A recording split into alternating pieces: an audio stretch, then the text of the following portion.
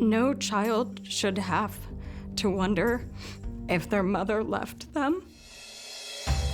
Her sister Nancy vanished without a trace, leaving 2 young girls without a mother. It's like she disappeared from the face of the earth. Now, does a confessed killer know more than he's telling? He just absolutely refused to cooperate in any way.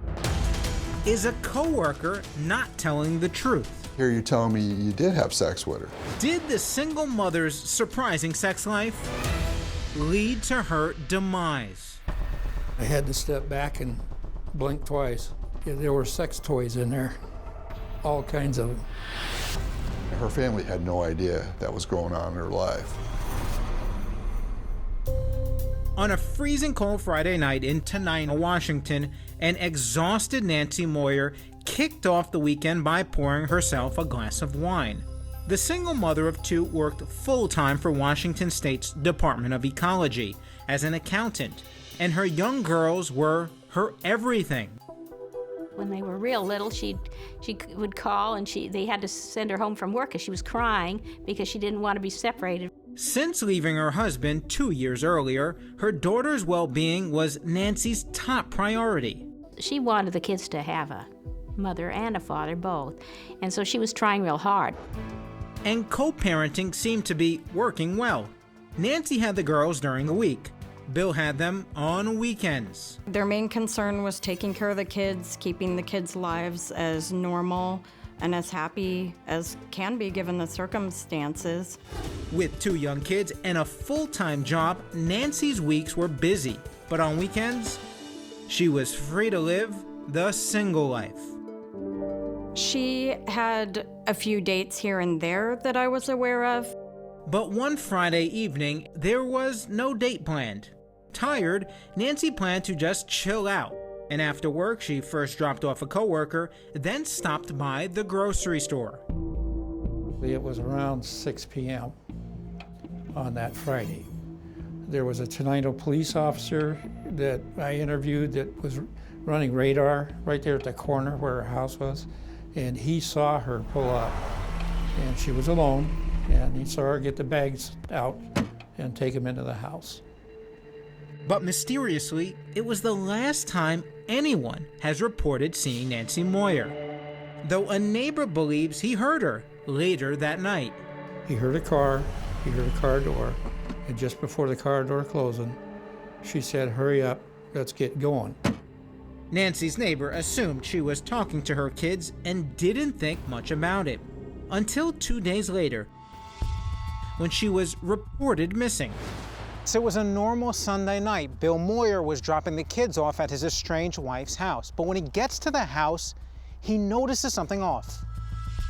I never missed a drop-off or a pickup, and neither did she. And so this was 100% out of character for her to be missing.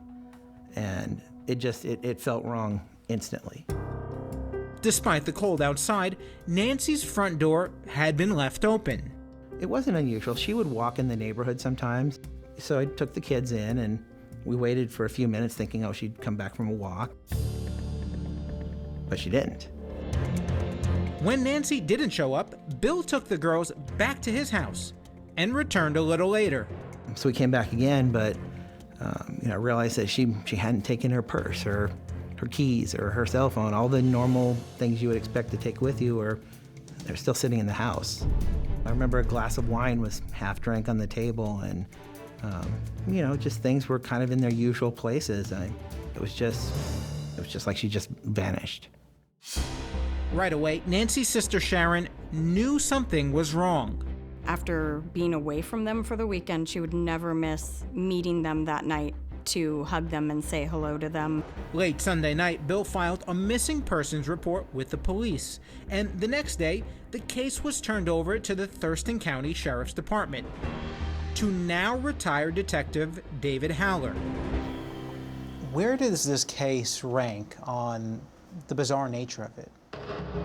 Top 5. Top 5? Between LA and here, top 5. That unique? Very much so. First up, Detective Howler needed to determine exactly when Nancy disappeared.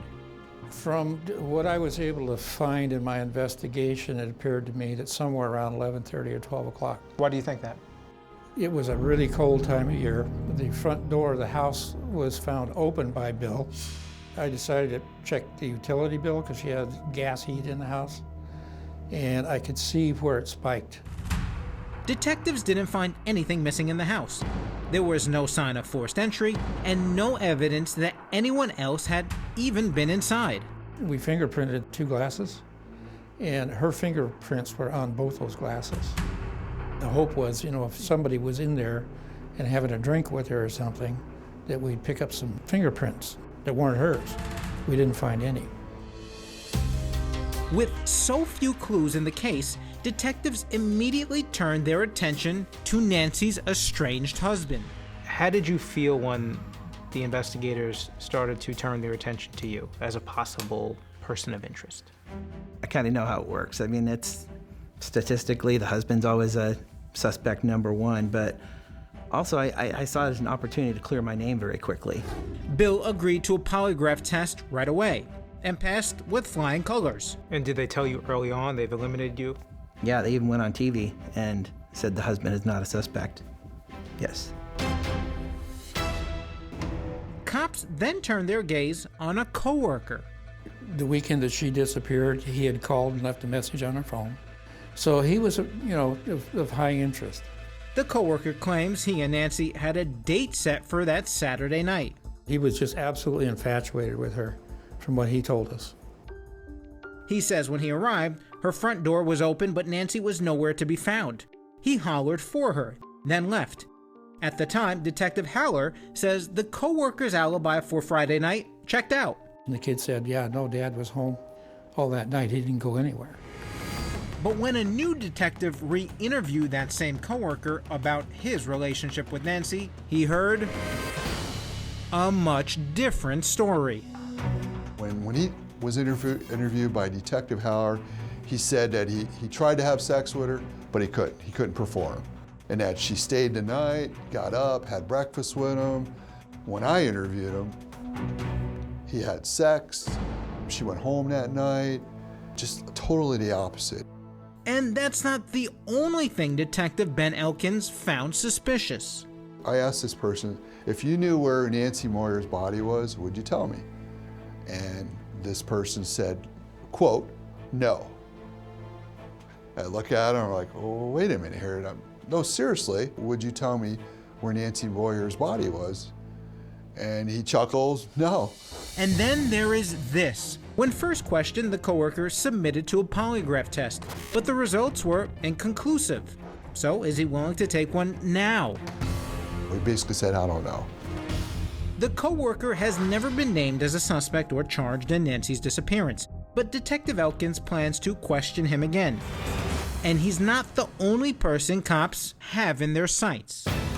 Up next, could a meat salesman charged in a macabre murder be involved? We found a package of that meat in the freezer. Or did the missing mom's secret sex life lead to her disappearance? So basically this new lifestyle of Nancy's could have led to her demise. Correct, yes.